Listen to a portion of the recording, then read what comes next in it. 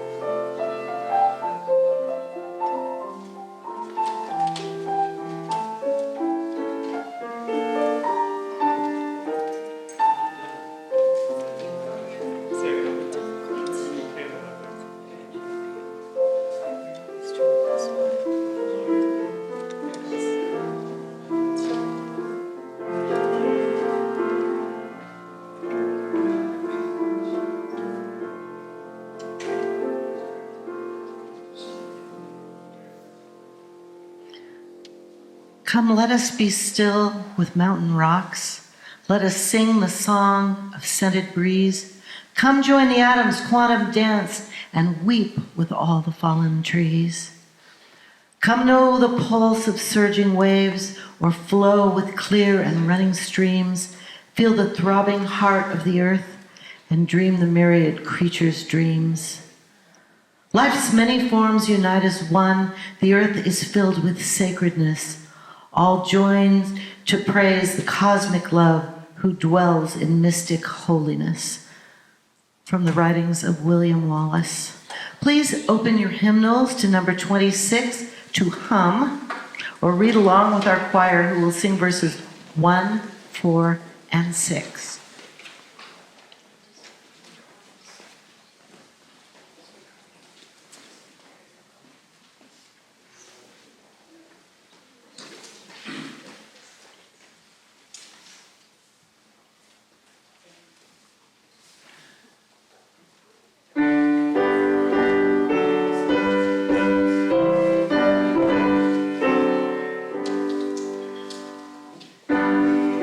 Worship you.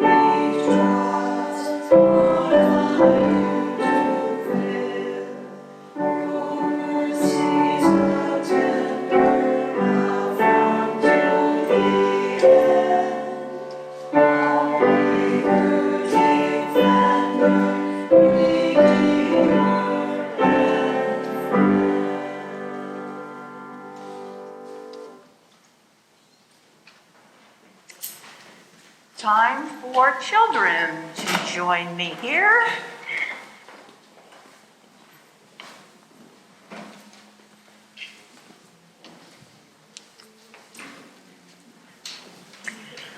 Well, we're going to improvise this morning because guess what? I read this book this summer when you and your brother were the only ones here. And someone said to me, you should read it again when the other kids are here. So today I thought, I'm going to read it again. And guess what? You and your brother are the only ones here. You already heard this story. So I'm going to save it till the time when more kids are here. And instead, you and I are going to talk about where you experience love. Where do you experience love? School. At school? Well, how neat. In what way? Can you say more about that? Friendship. Absolutely. You have good friends at school? Anywhere else you can think of? Home. Absolutely. Mom and dad and brother too? Good. Some days I wasn't always too sure about my sister and brother, but in the big picture, yes. We just all had our moments sometimes. How about anywhere else?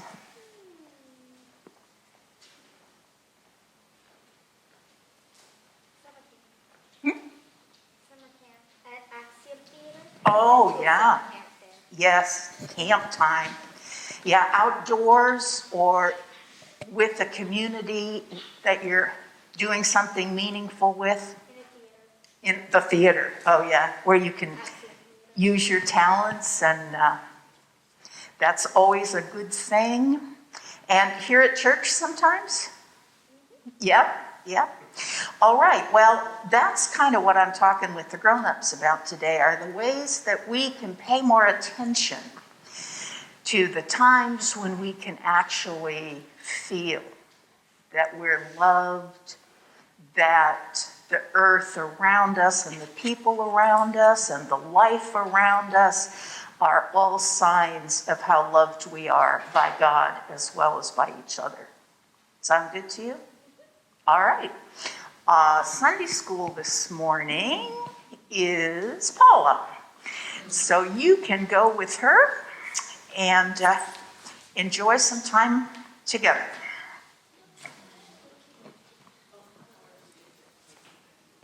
That's late plans.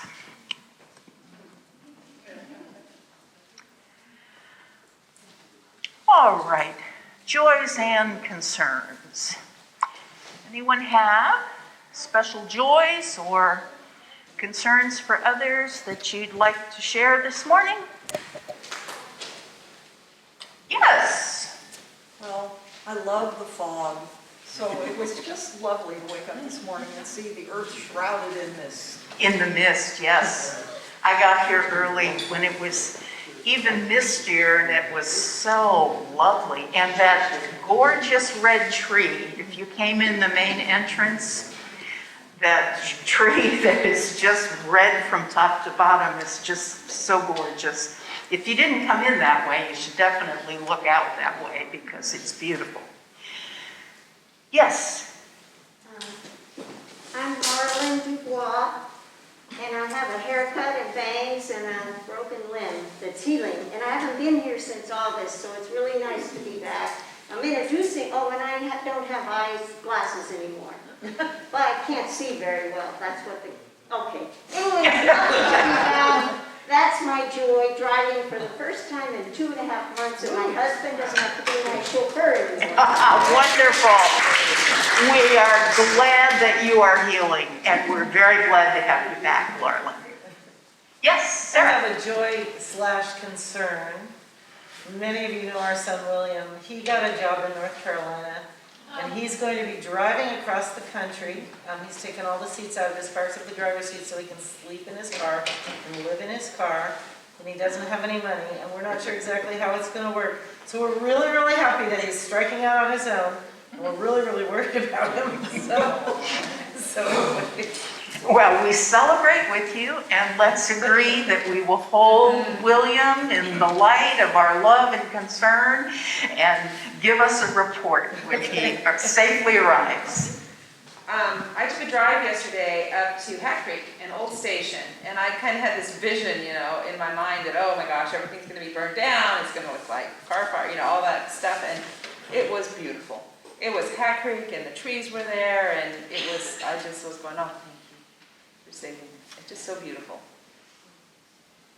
You all are picking up on one of the themes today about nature mysticism and the ways in which we connect with the beauty around us. It's a wonderful time of year to be aware of that. Any other joys or concerns?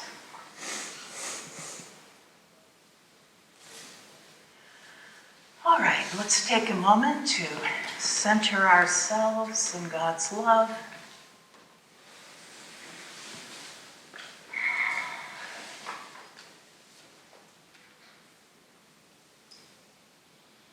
We are grateful, O God, for the gift of life in all of its beauty and complexity.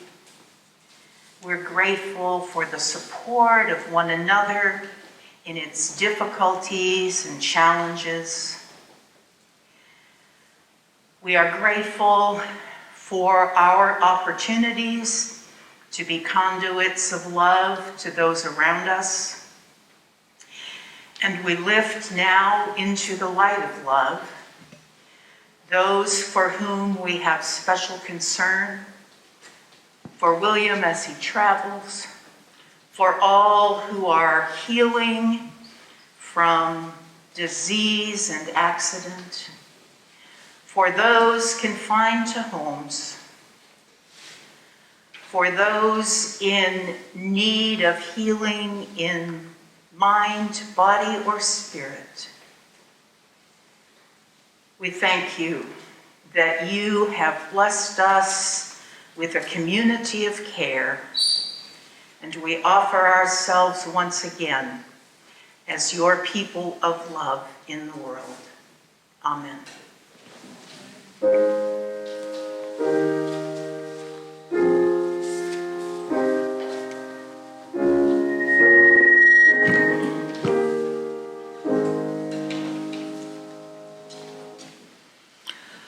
Our scripture today comes from Psalms 1 and 19. Happy are those who do not follow in the ways of the wicked or sit in the seats of the scoffers. Happy are those who delight in God and who meditate on God's goodness day and night. They are like trees planted by streams of water, and their leaves do not wither. May the words of our lips and the meditations of our hearts be acceptable to you, O God, our rock and redeemer.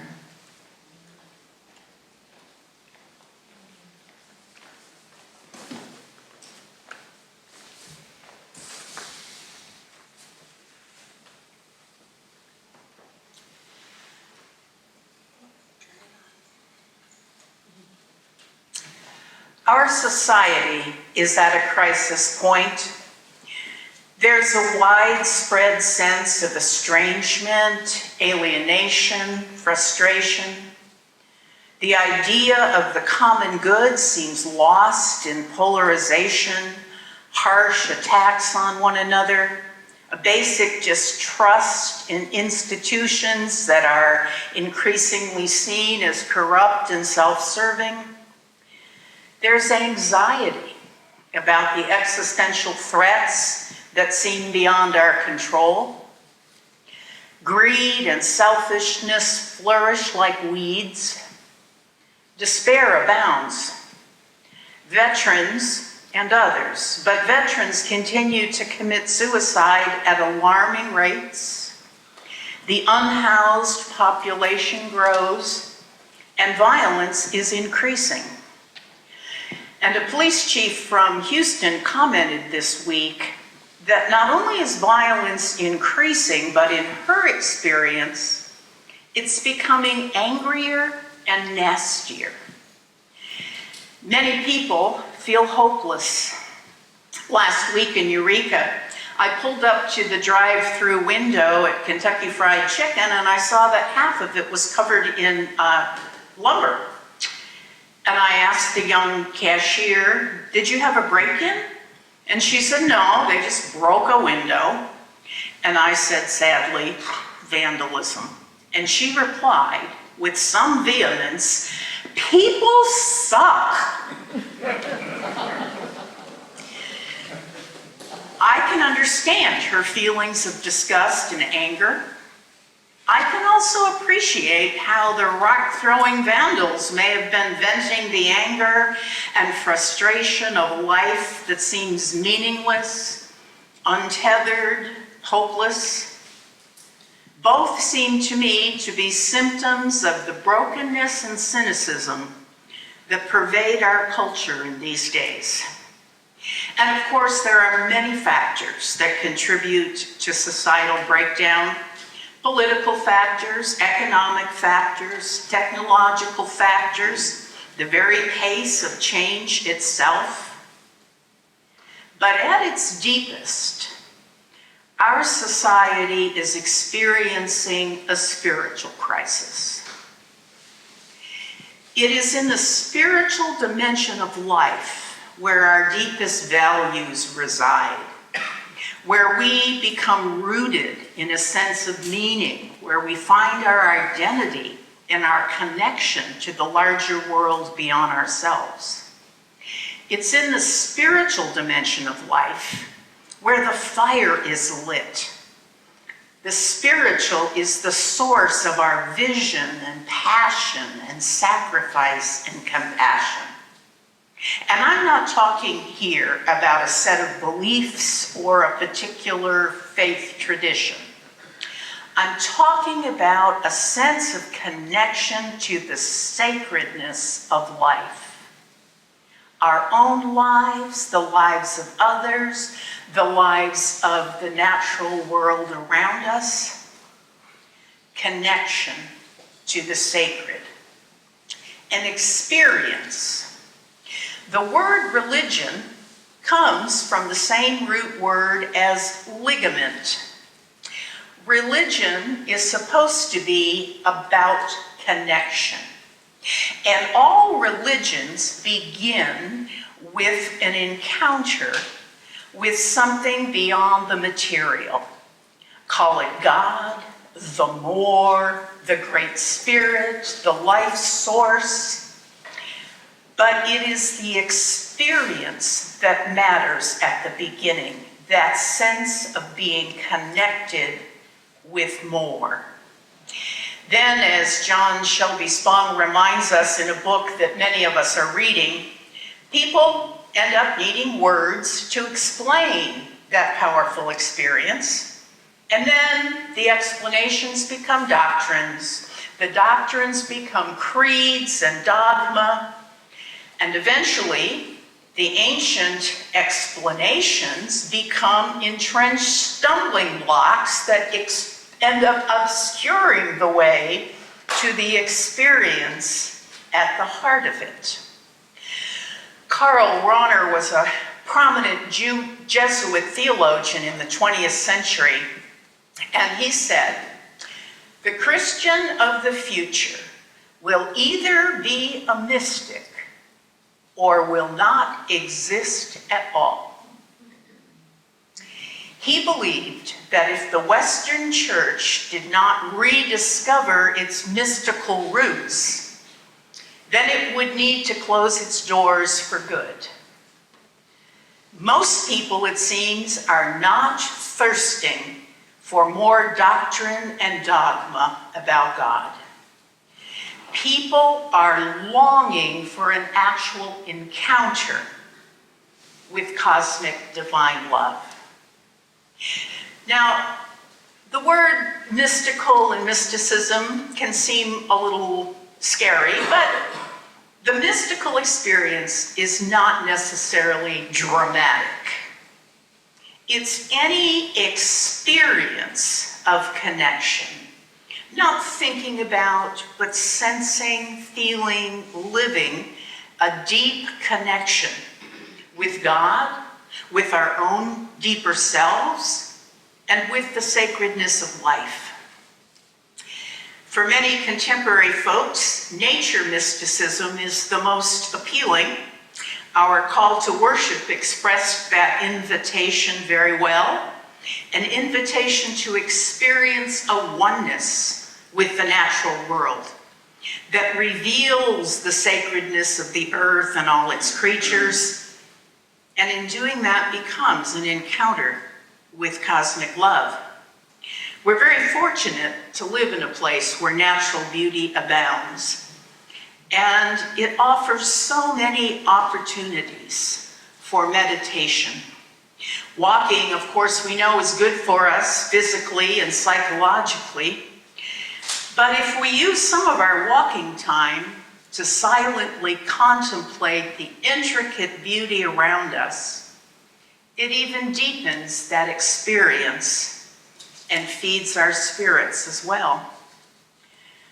The other most common form of mysticism is intentional meditation, like the verses that the Psalm 1 describes, those who delight in God and meditate on God's goodness day and night. They are like trees planted by streams of water, and their leaves do not wither. For many, the easiest route into meditation is taking time to focus on our breathing, relax our muscles, and perhaps silently repeat a word like love or peace or Christ, and do that repeatedly for a while, becoming aware of the sacredness and wonder of our own breath, our own existence in this vast universe, and then centering ourselves in that experience becomes the doorway to the deep places in ourselves where life and love and goodness flow in us and through us. The positive effects of meditation, when it's practiced over time, are well documented. Lowered blood pressure, pain relief, peace of mind, better sleep. Interestingly, a German university conducted a study where they actually measured the photons being emitted from a person's chest area. And then, after 20 minutes of meditating on light filling and surrounding the heart, the photons actually being emitted from the body were exponentially higher in number. I could say more about nurturing our spirituality through meditation, but the important thing is to find a practice that opens you to a deeper connection with God and with life. It is that nourishing light and love that allows us then, when we're not meditating, to see and experience the sacredness of all of life that we think of as ordinary and mundane, eating and laughing, delighting in our children and grandchildren, sharing moments of connection with friends over a glass of wine, smiling at strangers, being moved to help someone who's struggling. Corporate worship has its place as well. It's a little harder during COVID times, but the research shows that engaging in action and ritual together actually helps people feel a connection that makes them more compassionate. So when we hum together, when we make our closing circle, when we pray together, something happens in us and with us. An interesting study, very simple study, but the researchers paired people across from each other And in one set of people, everybody's earphones were tapping at the same rate, and people were instructed to tap the table in front of them at the same rhythm. The other set of people, also wearing earphones, also given the same instructions, but with what they were listening to not synchronized. So they were not tapping together. Then they put all these people in a situation where there was an opportunity to be compassionate, to help a person who was struggling with crutches to find a seat in a crowded room. The people who had tapped together were far more likely to offer the help than the people who did not. A tiny little study, but it's suggestive of the power that when we come together to celebrate and to seek the sacred dimensions of life together, we become more of who we want to be. Compassion does wear us out. Compassion fatigue is real. And as much as we want to work for justice and serve those at the margins, our leaves will wither if our roots are not nourished. And in this increasingly fractured, confusing, frightening world, we want to be a community where people are not only welcomed, but are invited into an encounter, an experience of the cosmic love that makes all of life a sacred journey. As Pilgrim plans ahead for its future, some thoughts to keep in mind. For our hymn today, we're going to experience together another route into meditation, the music chants of Taizé. So we're going to ask our musicians to use this chant, bless the Lord, my soul, and bless God's holy name. Bless the Lord, my soul, who leads me into life. So just so you know, it's going to be introduced on piano, sung several times. It's an invitation to quiet your mind, open your spirit. You can close your eyes. You can look out at the beauty outside our windows.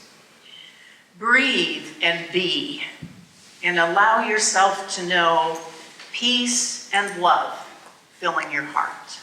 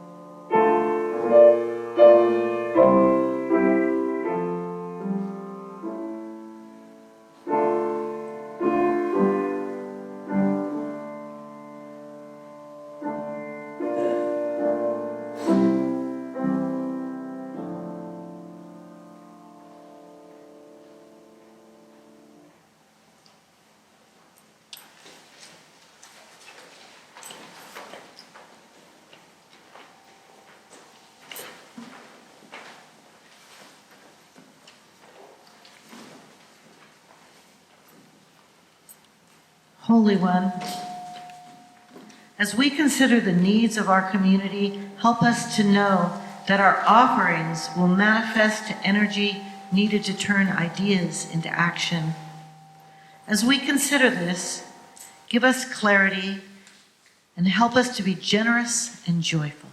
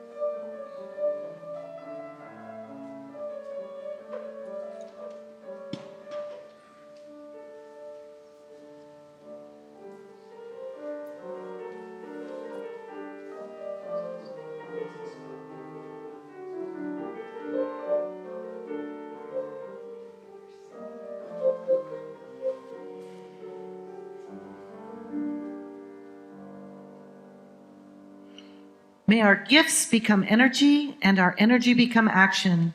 May our hands do your work, O God. May your love keep us all together and singing.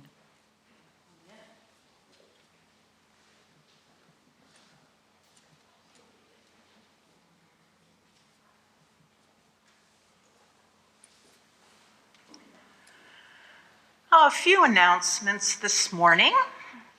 Prior to worship, today, 14 pledge cards have been returned. I'm glad to see that there are many in the offering plates as well.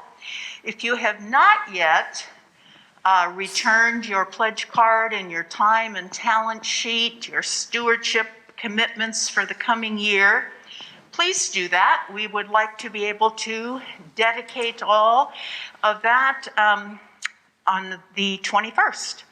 So please get those in if you have not. Our other project at the moment are the Thanksgiving baskets that we are preparing for all the families who live in the Faith Works apartment. And Pam is coordinating that, and she would like to know if you have already brought a turkey. Would you raise your hand so she can coordinate what she has on her paper with what is actually true? Maybe keep them up a little bit till she sees your hand. 2 back there. Okay. And then also, if you'd like to make donations today to help supply some of the trimmings for the turkey dinners, Pam will receive those as well. I'm not aware of anything else that needs announcing. So let's join in our circle. Stay as distanced as you're comfortable with.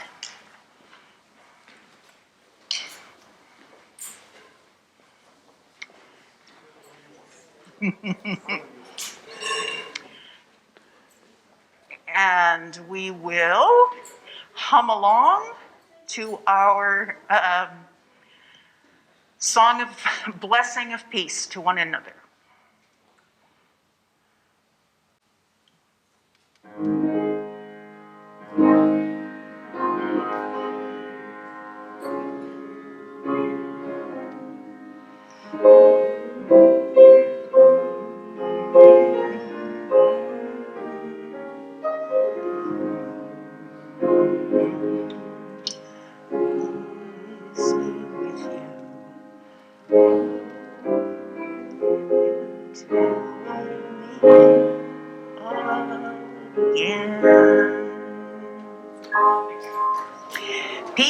with you till we meet again. I know.